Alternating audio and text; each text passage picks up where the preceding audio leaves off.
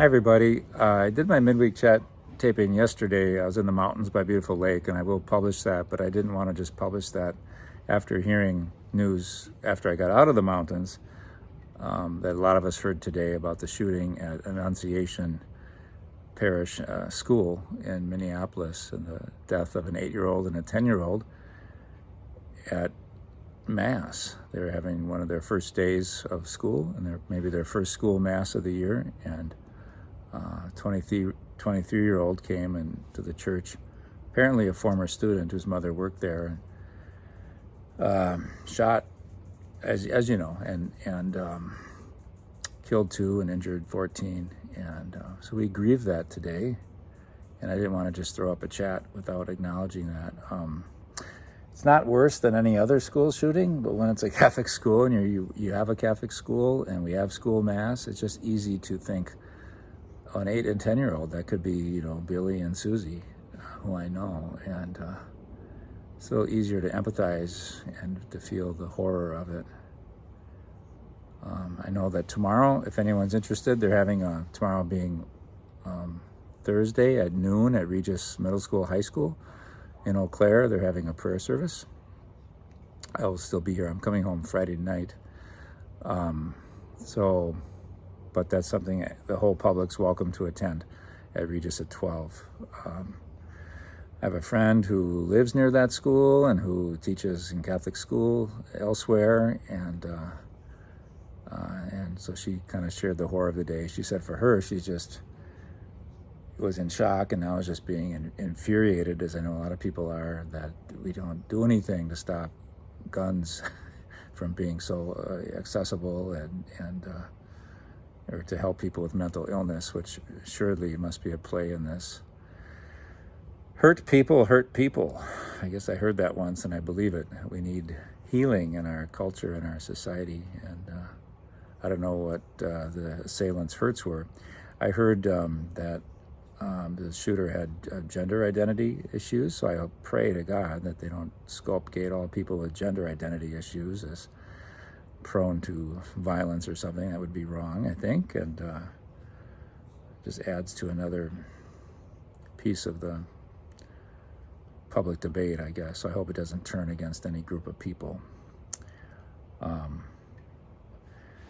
do we heal a culture? That's always the question. Is it, laws? Is it through laws? Is it through more compassion? Is it through... people have their theories, but we grieve today. We live in a precarious world as followers of Jesus.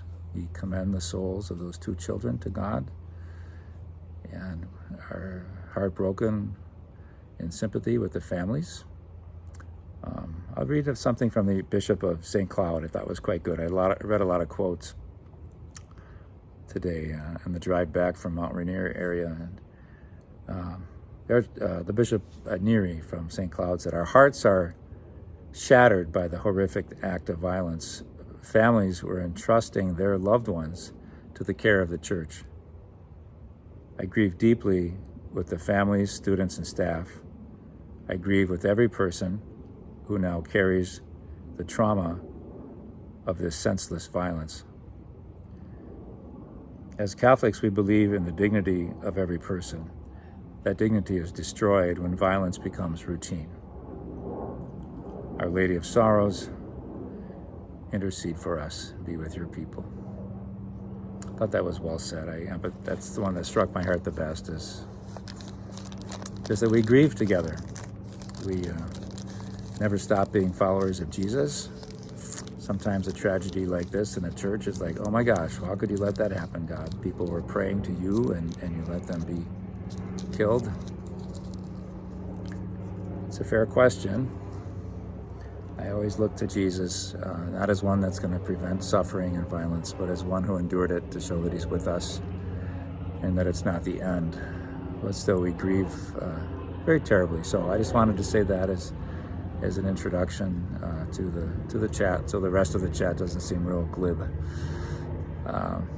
or like I didn't know what was going on. So, loving God, we ask you to be with us all, especially those families, those sobbing in the emergency room, those who are just devastated.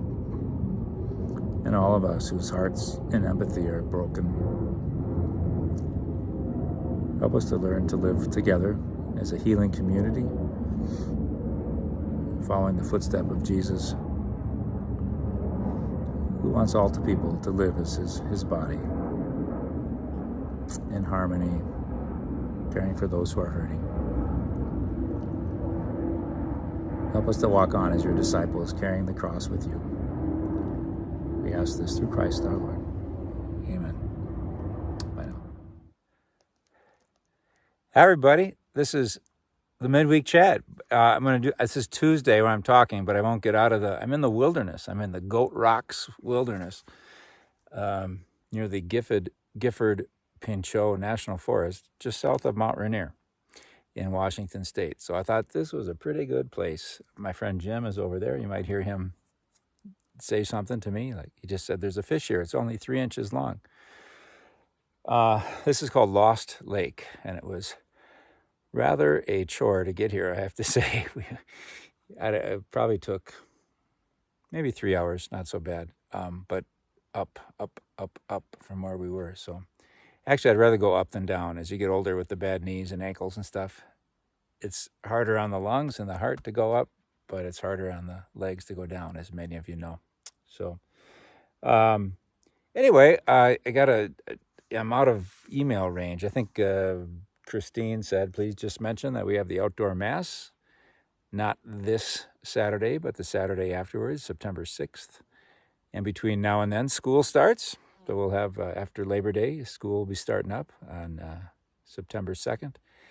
And first school mass, 9 o'clock on Wednesday morning, September 3rd. And everybody's welcome to come. I think I wrote a lot about this maybe in the bulletin a couple days ago from here as well. But a lot of people come to the school mass just to hear the children sing. And I don't blame them. It's beautiful. So Mrs. M, Heather Mesikalski, is our music teacher, has been ever since I've been here. She continues on. She's a very faithful person herself and competent. And anyway, she makes them get pretty excited about beautiful church songs, and they sing it so well. So that starts up on Wednesday the 3rd. You know, I was just talking to Jim where we were hiking, and he said he goes to this middle school concert once in a while, and they sing these songs with such mature themes. It's kind of funny to hear middle school children singing about mental illness or something like that. Not directly, but in the lyrics, they probably don't really know what they're singing about. And I said, yeah, I don't know. Sometimes it's great. You grow into things. Like I've mentioned before, we had Sister Jean when I was a kid at St. Anne's School in Wausau. I got my Peach Arama shirt on, by the way. Jim gave it to me. I've had some good peaches here. But we had Sister Jean teach us these songs, and she taught us the contemporary songs of the day, and some great folk songs. The one I remembered was One Tin Soldier, go ahead and hate your neighbor, go ahead and cheat a friend, do it in the name of heaven, you'll justify it in the end. There won't be any trumpets blowing on the judgment day, on the bloody morning after, one tin soldier rides away. We're singing that when we're like 8 or 9. I don't know what we thought of it on the bloody morning after. It's obviously an anti-war song, but I think it was great that we learned that. And then you get older and you remember the tune, you remember the lyrics a little bit, and you remember that, Sister Jean was pretty good to teach us all those songs. We did, If I Were a Rich Man from Fiddler on the Roof, and some songs from the songbooks too. The Deacon Went Down and The Cellar to Pray, and Walking Along. Anyway, we sing all kinds of stuff. But the point is, some of these things were beyond our comprehension. Like, what is this song about? And yet we knew that it was deep, I think. We knew it was pretty cool. And isn't a lot of our church life like that? Isn't Mass like that? Rather than go and, the Eucharist is like that. And maybe to some minds it's just kind of dull or boring because it's repetitive and it's the same, and they don't have a sense of the deeper. But I think for a lot of people, even if it isn't celebrated particularly well. We're talking about the night before someone died. Jesus, he gave, take this, all of you, and eat it. This is my body. Drink from this cup. It's my blood. You'll have eternal life. Do this in memory of me. It's beyond, particularly when you're younger, it's beyond our comprehension. If our parents are excited about it and know it's important, then we get excited about it. We know it's important. And we fill in the meaning later in different ways. It's a great mystery. Sister Margaret Michaud, I mentioned her, that she's not real well physically right now. She said, a mystery is like an art museum. It's not, some people think a mystery is like, I just will never understand it, like it's a wall. A mystery is more like an art museum. You got the, European masters in this room, and then you have the ancient Chinese art in this room. And I meant like the Eucharist is like that. It has many different meanings. You kind of wade through it. And when you're a child, the Eucharist means this to you. And then, when you're really hurting, maybe you have the Eucharist and you really tune into Jesus' suffering and how he gave his life and he suffered for the salvation of others. And that touches you in that way. Or the eternal life, or to feel like you're filled with, if you're kind of a little down on yourself and you feel, wow, I'm actually filled with God. I'm having divine life given to me. It's a different experience we can have from week to week or from year to year, different periods in our life of Eucharist. So it's beyond what we can comprehend at the moment we're doing it. So maybe it's okay to sing songs when you're in third grade that you don't quite understand, but they're great peace songs for peace, or songs for human solidarity and compassion. So, that's when I was talking about school music. Yeah. So that's a great thing to come. Religious Ed will kick off, and that'll be part of the outdoor mass on September 6th. Get that going right away. Kelly and Beth are always trying to do creative ways to serve the families, to make it as convenient as possible, knowing that anything that's really worth doing is worth some sacrifice. So we hope that in the midst of all the things competing for families' attention, that church and religious formation are also a priority, right? What else is going on with the school? I believe all of our teachers have returned, which is a great sign. I think they like being at St. James. It's a wonderful community, is that teachers support each other real well, get along well, and sort of positive, we call it a positive learning community, right? And our principal Hannah is right there at top in that same ilk, even though she's relatively new compared to the rest of the teachers. She wanted me to say last week. I'll say it this week. I hope it's not too late, but just to emphasize what maybe you heard at Mass or in the bulletin, that there's a teacher wish list. So on the bulletin board in the gathering space, they look like paper money, and I didn't look real close, but basically you have, maybe teachers need magic markers, or they need construction paper, and I guess you have to see for yourself. I'm embarrassed, I don't know exactly, so I don't know if it's asking for, these will cost me $5. Could you give $5? Or if actually you bring magic markers to school, I bet you that you have the option of either. No one ever refuses a cash gift. So that's kind of a nice tradition, and people respond. We have a really good group of parishioners, and when we promote something for the month, like we collect gloves for the homeless in the winter, we get a lot of gloves. When we collect gifts for the teachers that they may need for their classrooms, we get a lot of things for the teachers. I think, teachers they get a certain budget, but it's like never enough to get everything they want. And Catholic school teachers have relatively low salaries, and so that'd be a great financial help as well as moral support, right? Which is one of the reasons I want to go to the Holy Land this winter. Probably, it looks like, we'll probably not be going. I got several emails since I've been here. If you emailed me and I didn't get back to you, I've been having trouble with being online because I'm in the wilderness and stuff. But I think we've had barely enough, and a lot of people are deciding that it's just, the news over there is always so bleak, and they want to just now is not the right time. They feel, understandably, what did I put in the bulletin?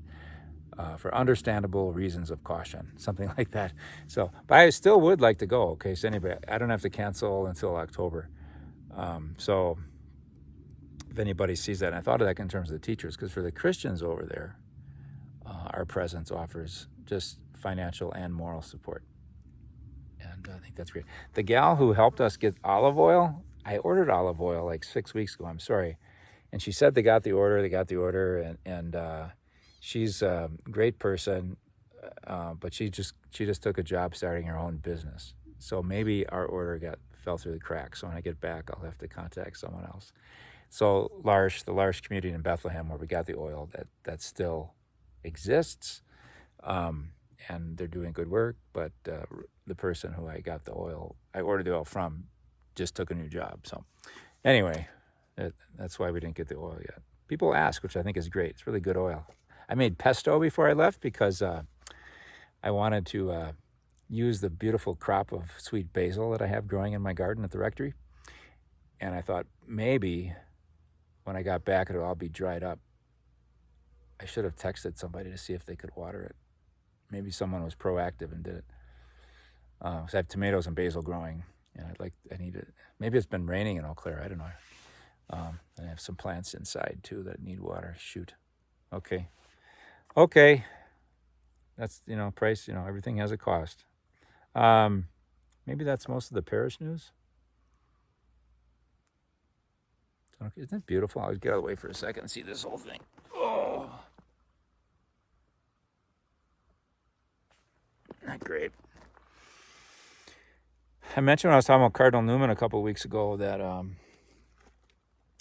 I sort of came to faith, real fortified my faith studying through him. I think some people said that it touched them when I mentioned that, just that he said, to sum it up, he said that one of his reasons for believing in God is that just a sense of a conscience that we have. We sense right and wrong.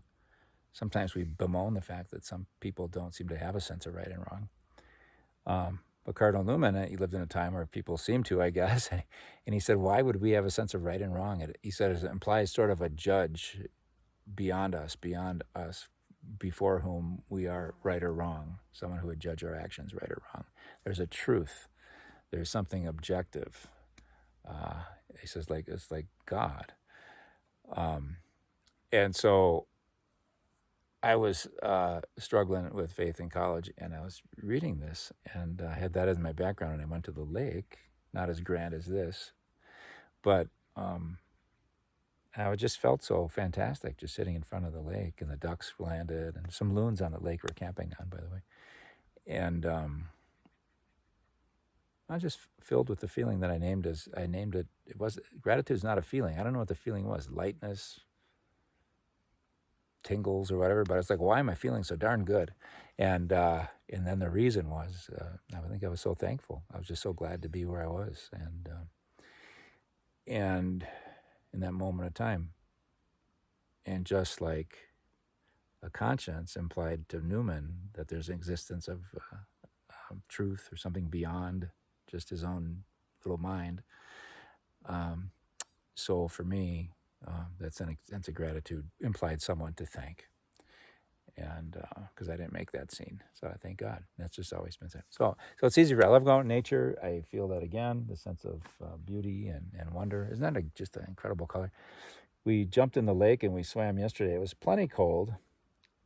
Jim said this is even colder. This is more fed right off the mountain, and it looks like this lake is down maybe 20 feet or something from where it usually is. I don't know the history of it, if it's been like this a lot or if it's kind of a new low. But anyway, I thought I'd share a little bit another parish news. So we thank Beth for landing her cousin, the dean of the cathedral in Superior, Wisconsin, Father Andrew Ricci, to be our Lenten mission preacher this Lent. It's going to be great. He'll be really good. So we had an inside connection there because Beth's his cousin. So we look forward to that. So we landed one. It's always we always want to have one landed, in advance of some months. So we look forward to that. It's a long ahead announcement, but that was really good news. Okay. I wanted to share maybe just a little bit about natural revelation. So natural, there's a line in, I think it's Romans chapter 1, verse 20, 19:20, something like that. That's like, has the term wrath of God is in it, but it was like God is, that whole thing is a topic, like what the wrath of God means, uh, but there's something in there. It was like that people should be able to discern the presence of God because of the world around them. So, whether that my little story I just shared it with you about being thankful to someone was convincing to you, it's not a proof of God or not. I like this idea that we should be able to, through nature, sense a creator, sense God, or through my thinking about my conscience, just reflecting on life, that a lot of it can lead to God. It doesn't have to. Some very smart, bright, reflective people don't believe in God. But that's the natural relation, is this the idea that we don't, like, I wouldn't say we don't need Jesus for salvation and so many good things, but would say you don't necessarily need the Bible to figure out that there's a God. You don't need Jesus to believe that there's God. So I don't know why that appealed to me. In fact, I had an inkling the other day. I was thinking about this. But when I was in young man, natural revelation really appealed to me. And I think it's because I would hear the TV preachers, more of the fundamentalist preachers that were very condemning and judgmental and would try to prove things, just say it says this in this verse of the Bible, therefore it's true. And the world wasn't created over millions of years. It was created in 6 days. And none of that ever made any sense to me. And I didn't want to base my faith in that. If that's what it meant to believe, then maybe I didn't believe, right? And so this sense of, throw a rock out there. Maybe I can show off and skip some rocks before I sign off. Anyway, so it's a two-edged sword. So one way it was good, because I think our church affirms that we're given reason and we can think, and like I said, Cardinal Newman said, we can't reason faith, we can't prove faith, but our faith should be reasonable. For what we observe in the world, it can bring us to faith. So I was like that, but I think there was something. There were also maybe some things I rejected about fundamentalist preachers were valid, and but on the other hand, I think maybe I was resisting something that's really good that maybe more fundamentalist preachers emphasize, which is a personal relationship with Jesus. And just that phrase would maybe make me nervous or something. And you can always say, if something makes you nervous at its core, something that's good, so maybe I'm being drawn into a more personal relationship with Jesus, but that's threatening on some level because I don't know what he'll ask of me, and et cetera. You can build up reasons why that's silly. Well, it's silly. That's what those fundamentalist people talk about. And I'm not that way, or something. I just saw something. I hope the battery lasts on this. So maybe there's a core emotional reaction we have to something that isn't maybe life-giving and maybe keeps us from deeper life, deeper living. And then we'll fortify that initial reaction with reasons that we sort of make up. But really, we're just afraid. And so I think, we get another visitor, I think I am in some ways just with intimacy, or have been, hopefully less so now, but that intimate relationship with Christ. And so, and that'd be called revealed revelation. So Jesus revealed. So it's not, there's natural revelation, just looking at nature, and then there's revealed revelation, looking at the Bible and the life of Christ, and church, Eucharist, all those kind of things are given to us outside of our reason for us to ponder and to take in. I remember George, who just subbed for us. I was with him for 7 years. We chatted a lot about this and that, matters of faith. And one of the things I asked him, I said, are you more comfortable praying to Jesus or God? Because I was so much more comfortable praying to God in my 20s, And he said, well, when I was younger, more God, but as I get older, more Jesus. In fact, it's almost all Jesus now. And I thought, that's interesting. And I found that to be true for myself too. There are some days when I just like to sit and I ponder the Creator, like at a place like this, and God, and the mystery beyond, the source of all being, and it's wonderful. And remember that story. There's a Jewish rabbi said, I have two slips of paper in one in each pocket. One says, I'll say usually my name, but Tom, you are a small speck in this great universe of mountains and lakes and planets and galaxies. You're just a speck in the whole thing of what God has done. And in the other pocket, there's a paper that says, the universe was made for you. I love that story. And remarkable that is, we're each precious to God, So, anyway, there's that. So that's like God. That's like God stuff. But then there's just like Jesus stuff. I'm going to share my life, and it's not like I don't think God can hear me. But when you put a face on it, I like to pray with icons. When you have Eucharist, when you can just speak. For me. It's sometimes it's like, I don't know. Maybe you feel a little self-conscious just speaking to Jesus. Like, am I talking to an imaginary friend? Is he really there? But you grow in confidence over time that he hears you, and he's always for you, and he wants you to have life, and he understands your weakness, and it's that personal presence. And so, like George, I think I've been more Jesus and less God as I've gotten older, and I think that's good. So, natural revelation, revealed revelation, Jesus. So, and I would say Catholicism, maybe it's one of the reasons I like Catholicism, is very much appreciative of both human reason and nature, discerning God's footprints, and obviously revelation and Bible and church teaching. And John Paul II said, we got to be in the middle. We can't just be rationalists where we only rely on reason and we won't believe anything that we can't prove. But we don't want to be fideists either, where we just believe because the Pope said or because it says this in the Bible. But we want to engage our reason in it. And Ratio et Fides was this big document he wrote. Rational, but also faithful, and believe because of faith and believe because it makes sense. So anyway, it's a little abstract, but maybe that was interesting. Oh, hard to bend the knee. Okay.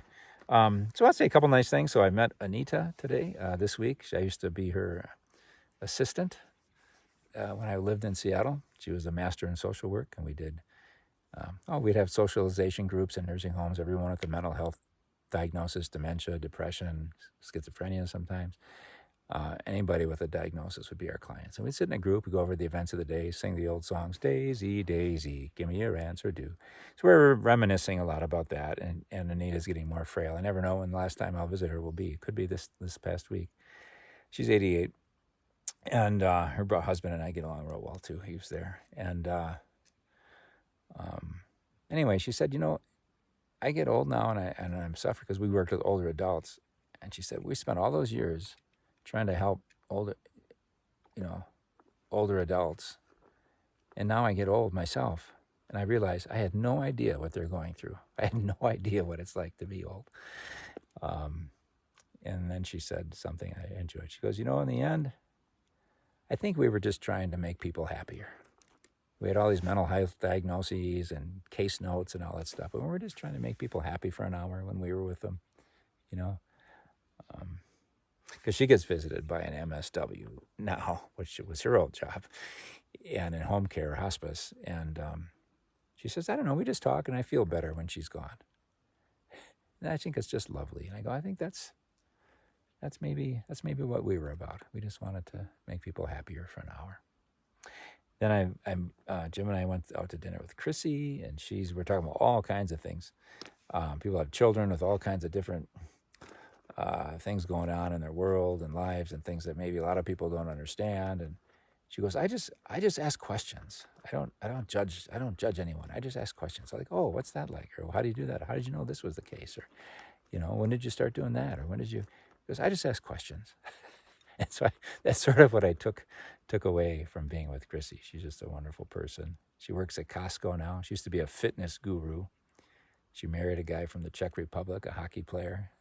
Anyway, really kind of an interesting person I like so much. And but I took that away from my time with her, and I'm staying with Steve and Carol. They're kind of enough to let me be in their home and share their goodness. It's just always so fun to spend time with them. Friendly and deep, spiritual people. And Steve, we're reading this Greg Boyle book, and I told him, I said, I really like him. I really like what he says, but I think if I preach this, it wouldn't go over so well. It's like too optimistic about God, and everybody's good and God loves everybody. I guess I believe those things, but I mean, anyway. So he said something like, "Yeah, but with Greg Boyle, because our next Parish Book Club book is by Greg." He goes, it all comes from his lived experience. It's not just ideas to him. It's not like he wants to believe God is loving, so he writes it down. It's because he sees that's what works with the people. He works with gang members in L.A. because he's with people, and he sees people turn their lives around. It's all because they start believing that they're good, and God loves them, And it's like, so anyway, so that was great to kind of hear that. And Jim's been just always a great host. He outfits us for our camping trips, and I got a great sleeping mat. I might have to buy one like he has. It's really nice. It's a new way to inflate. I thought I had, so there's a sleeping mat, and then there's this thing you unscrew to get air in it. I suppose you could do it like that, but it would take an hour and you'd be dizzy. And then it comes with like a wispy plastic bag that you catch the air, and then you open the valve in the end, and then you squeeze the air you caught into the bag. So I'm doing that. It's still going slowly. And then he goes, no. You screw it onto the bag. And that bag never releases air. The mat never releases air. It's one of those one-way valves. And so you squeeze all that air into it, and then you just open it up and let it catch some more air. And then you squeeze it into it. And I did that, and I was done in like a minute. So I like to think I'm clever, but I'm not. What else? Any other great things to mention?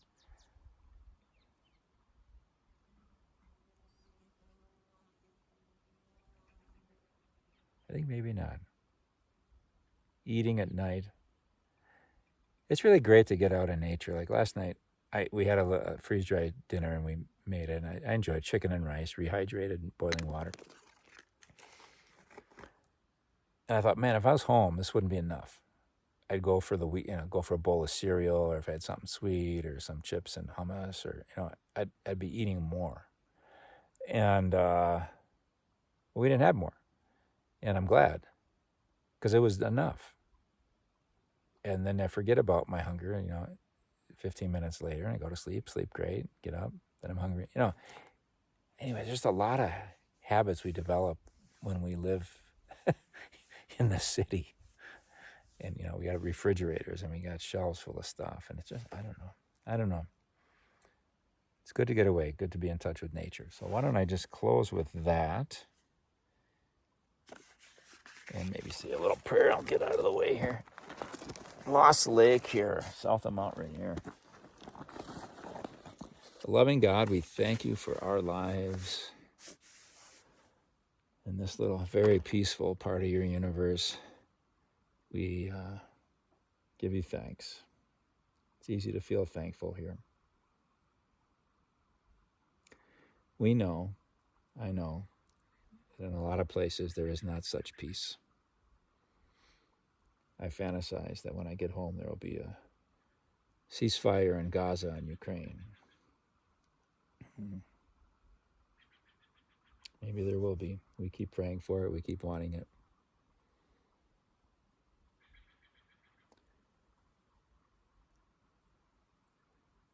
So we ask you to bring your peace to our hearts.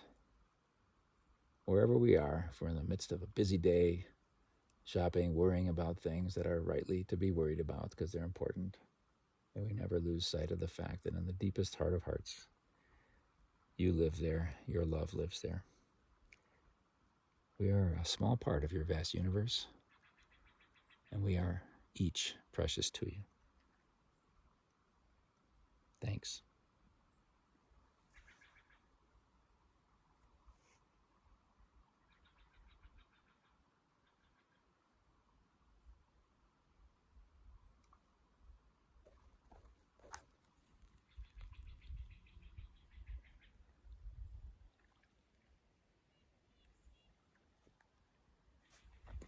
God bless you, everybody.